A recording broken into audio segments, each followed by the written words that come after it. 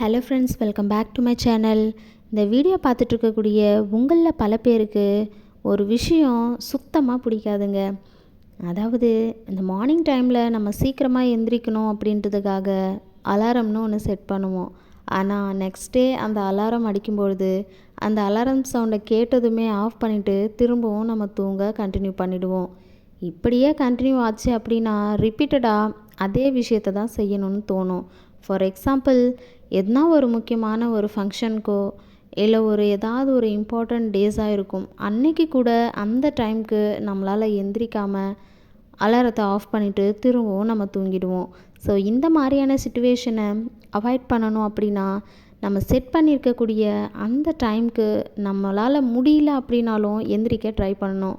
ஒரு விஷயத்தை நம்ம செய்து முடிக்கணும் அப்படின்னு சொல்லிட்டு ஒன்ஸ் நம்ம டிசைட் பண்ணிட்டோம் அப்படின்னா அது எவ்வளோ கஷ்டமானாலும் அந்த விஷயத்தை செய்து முடிக்கிற வரைக்கும் நம்ம அது கூட போராடிட்டே இருக்கணுங்க.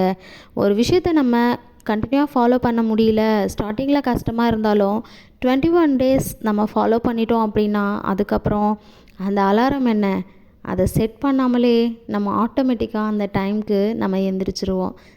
ஸோ இந்த ஒரு விஷயம் பிடிச்சிருந்தது அப்படின்னா ட்ரை பண்ணி பாருங்கள்.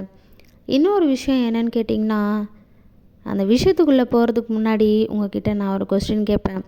யாருக்கெல்லாம் தூக்கம், அதாவது தூங்கிறது ரொம்ப பிடிக்கும் அப்படின்னு மறக்காமல் கமெண்ட் பண்ணுங்கள். பிகாஸ் தூங்கிறது அப்படின்றது எனக்கு ரொம்பவே பிடிக்கும்.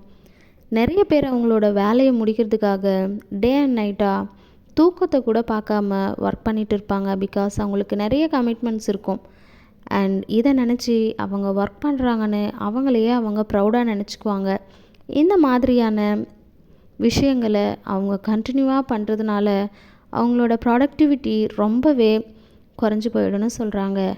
இது மட்டும் இல்லாமல் அவங்களோட ஆங்ஸைட்டி, டிப்ரெஷன் போன்ற பாதிப்புகள் ஏற்பட சான்சஸும் இருக்குன்னு சொல்கிறாங்க.